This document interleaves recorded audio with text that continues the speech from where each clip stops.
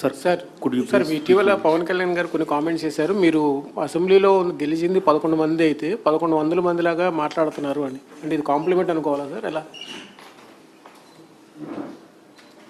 నచ్చితే కదా హరీష్. 1100 మంది లెవెల్లో ఆయనను భయం పుట్టించగలుగుతున్నారు అని అంటే ఆయనకు నిజంగా గొప్ప సంగతే కదా. మా వాళ్ళ క్రెడిట్ ఇవ్వాల్సిందే కదా.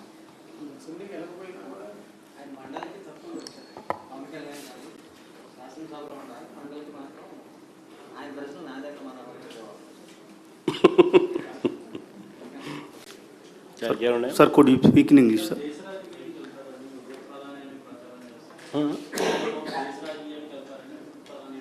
ఎందుకు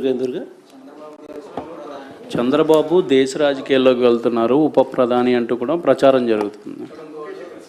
చంద్రబాబు నాయుడు ఉప ప్రధాని ఎవరు చెప్పినారు స్వామి?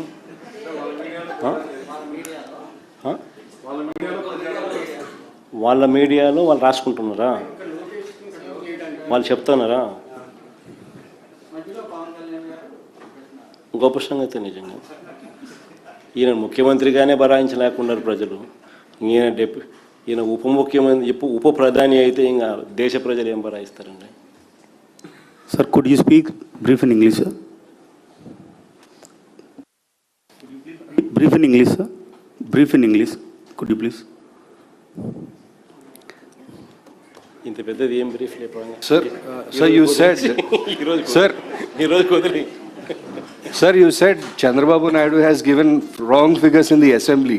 So how do you think he could be held accountable for that?